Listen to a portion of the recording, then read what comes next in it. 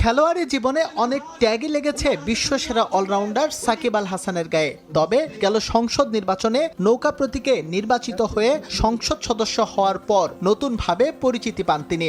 সামর্থ্য থাকা সত্ত্বেও তার এই রাজনৈতিক পরিচয়ই শেষ পর্যন্ত অসময়ে থামিয়েছে বাংলার ক্রিকেটের পোস্টার বয়কে। সরাসরি সম্পৃক্ত না থাকলেও ২৪ জুলাই আন্দোলনে ছাত্র ও সাধারণ মানুষের উপর গণহত্যা চালানোর দায় অস্বীকার করতে পারেন না সাকিব তার রাজনৈতিক অবস্থানের জন্য। এ বিষয়ে সামাজিক মাধ্যমে গেল বছর অনুতাপ প্রকাশ করলেও ২৮ সেপ্টেম্বর শেখ হাসিনার জন্মদিনে নিজের ফেসবুক পেজে শুভেচ্ছা জানান। ব্যাস, এরপরই সাকিবের বলে একেবারে সোজা বাউন্ডারি হাঁকান ক্রীড়া উপদেষ্টা আসিফ মাহমুদ সজীব ভুঁইয়া। টেস্ট ও টি-20 থেকে অবসর নেওয়া সাকিব আল হাসানের ইচ্ছে ছিল ঘরের মাঠে ওয়ানডে ক্রিকেটকে বিদায় জানানো। গেল এক বছরে বাংলাদেশ কয়েকটি হোম সিরিজ খেললেও বোর্ড বিবেচনায় রাখেনি তাকে। এ নিয়ে বিভিন্ন সময় অস্পষ্ট বার্তা দিয়েছেন বিসিবি কর্তারা। তবে কেন বিগত এক বছর জাতীয় দলের জন্য বিবেচনায় রাখা হয়নি সাকিবকে, তা এক স্ট্যাটাসেই স্পষ্ট করে দেন ক্রীড়া উপদেষ্টা। সাকিব সজীবের স্ট্যাটাস যুদ্ধে বেশ গরম হয় সামাজিক মাধ্যম। ক্রীড়া উপদেষ্টা নিজের অবস্থান ব্যক্ত করার পর আবারও ফেসবুকে লিখেন সাবেক বিশ্বসেরা অলরাউন্ডার। এই স্ট্যাটাসে সাকিব স্পষ্ট করেন আসিফ মাহমুদ সজীব ভুঁইয়ার জন্যই তিনি জাতীয় দলে ফিরতে পারছেন না, তবে ইঙ্গিত দিয়ে রাখেন একদিন ঠিকই ফিরবেন বাংলাদেশে। সাকিবের এই স্ট্যাটাসের পর সামাজিক মাধ্যমে আরও একটি বার্তা দেন ক্রীড়া উপদেষ্টা আসিফ মাহমুদ। সেখানে একটি ইঙ্গিতপূর্ণ বাক্য লিখেন তিনি, যা মূলত ছিল সাকিবকে উদ্দেশ্য করেই। শুধু তাই নয়, এবার বেশ স্পষ্ট অবস্থান ব্যক্ত করেন যুব ও ক্রীড়া উপদেষ্টা দেশের হয়ে তার প্রতিনিধিত্ব করার বিষয়ে। দুবাইয়ে নাটকীয় এক রাত।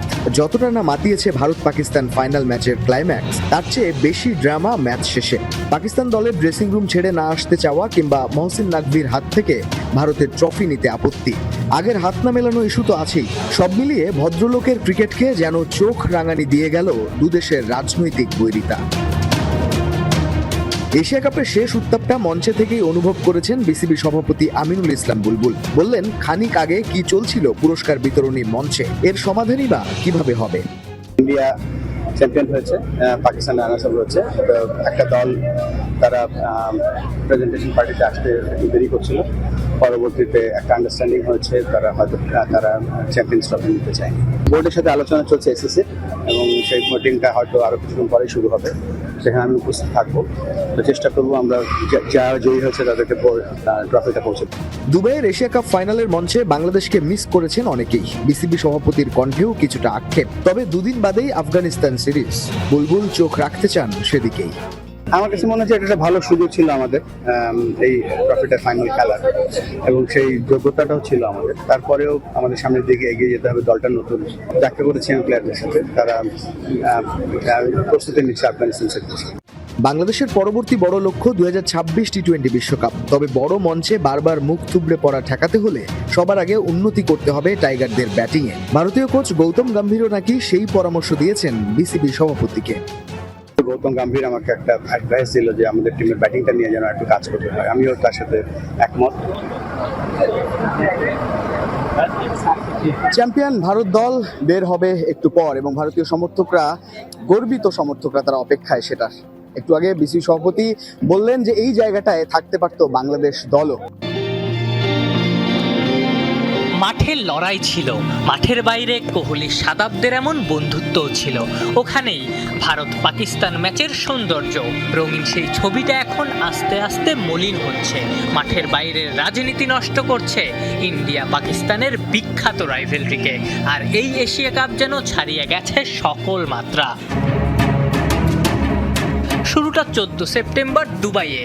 গ্রুপ পর্বের ম্যাচে রাজনৈতিক রেষারেষিতে পাকিস্তানের ক্রিকেটারদের সঙ্গে ভারতীয় ক্রিকেটারদের হাত না মেলানো নিয়ে টসের পর পাকিস্তান অধিনায়ক সালমান আঘার সাথে হাত না মিলিয়েই ফিরে আসেন সূর্যা কুমার ইয়াদব। এমনকি ম্যাচ জেতার পরও কোনো ধরনের সৌজন্যতা দেখাননি ভারতীয় ক্রিকেটাররা। পাশাপাশি সালমানরা যেন ভারতীয়দের ড্রেসিং রুমে না আসতে পারেন সেজন্য বন্ধ করে দেয়া হয় দরজাও। এর প্রতিবাদও ভারতীয় প্রেজেন্টার মঞ্চে থাকায় পুরস্কার বিতরণী অনুষ্ঠান বর্জন করেন পাকিস্তান ক্যাপ্টেন। সে ম্যাচের ম্যাচ রেফারি অ্যান্ডি পাইক্রফটকে সরিয়ে দিতে আইসিসির কাছে লিখিত দাবি জানায় পাকিস্তান। আবেদন নাকচ করে ইউএই ম্যাচেও পাইক্রফটকে রেখে দিলে ম্যাচ খেলতে অস্বীকৃতি জানায় পাকিস্তান। সিদ্ধান্ত নিতে সাবেক দুই সভাপতির সাথে বৈঠক করেন পিসিবির বর্তমান সভাপতি মহসিন নাকভি।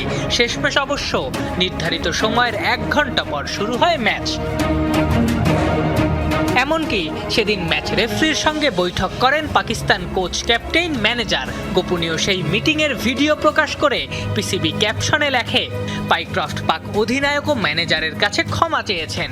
এই ভিডিও দেখে ক্ষিপ্ত হয়ে পিসিবির বিরুদ্ধে মেইল পাঠায় আইসিসি। সুপার 4-এর ম্যাচেও হাত মেলায়নি দুই দল। সেদিন বাউন্ডারি লাইনে প্লেন ক্র্যাশ ভঙ্গিমায় সেলিব্রেশন করেন হারিস রৌফ। 50 করে সাহিবজাদা ফারহানের উদযাপন ছিল AK-47 স্টাইলে। এই ঘটনার জন্য রৌফকে ম্যাচ ফির 30% জরিমানা করে আইসিসি। ভারত শ্রীলঙ্কা ম্যাচ দিয়ে আজ শুরু হচ্ছে নারী ওয়ানডে বিশ্বকাপের 13তম আসর। আসামের গুয়াহাটি স্টেডিয়ামে উদ্বোধনী ম্যাচটি শুরু হবে বাংলাদেশ সময় বেলা 3:30টায়। ছেলেদের এশিয়া কাপের পর নারী বিশ্বকাপেও আলোচনার কেন্দ্রে ভারত পাকিস্তান ম্যাচ।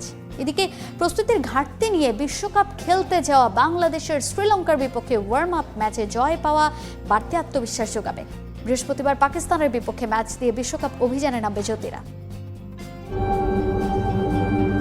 এখনো কাটেনি এশিয়া কাপের বিতর্কের রেশ। এর মধ্যেই শুরু হচ্ছে আইসিসি নারী বিশ্বকাপ।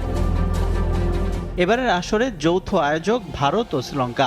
দুই আয়োজক দলের ম্যাচ দিয়েই শুরু হচ্ছে নারী বিশ্বকাপ। 7 বার বিশ্বকাপ খেললেও কোনো আসরেই ভালো ফলাফলের দেখা পায়নি শ্রীলঙ্কা। 35 ম্যাচ খেলে মাত্র 8টিতে জয় রয়েছে তাদের। এখন পর্যন্ত কোনো আসরেই কোয়ার্টার ফাইনালের গণ্ডি পার করতে পারেননি লঙ্কান মেয়েরা। 13 আসরের মধ্যে 11 আসরে অংশ নিয়েছে ভারত। 2 আসরে ফাইনাল খেলেও এখন পর্যন্ত শিরোপা জিততে পারেনি টিম ইন্ডিয়া। তবে নিজেদের দেশের মাটিতে টুর্নামেন্ট হওয়ায় শিরোপা জয়ের স্বপ্ন দেখছে ভারত। এদিকে এশিয়া কাপের মতো নারী বিশ্বকাপের সব আলো ভারত পাকিস্তান ম্যাচের দিকে। এশিয়া কাপের মতো বিশ্বকাপেও এই দুই দল হ্যান্ডশেক করবে কিনা সেই আলোচনায় এখন তুঙ্গে। তবে এসব না ভেবে নিজেদের খেলাটা চালিয়ে যেতে চান হারমানপ্রীতরা। এদিকে নারী বিশ্বকাপের সঙ্গে বাংলাদেশের সম্পর্ক বেশি দিনের নয়। 2022 আসরে প্রথমবারের মতো বিশ্বকাপে জায়গা করে নেয় নিগার সুলতানার দল। তবে নিজেদের প্রথম আসরে আলো ছড়াতে পারেনি বাংলাদেশ।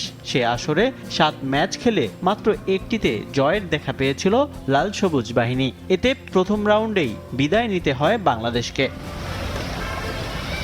তবে এবারের আসরেও বাংলাদেশের খুব একটা ভালো পারফরমেন্স করার সম্ভাবনা কম, কারণ দেশ ছাড়ার আগে টাইগ্রেস অধিনায়ক নিজেদের প্রস্তুতির ঘাটতির কথা জানান।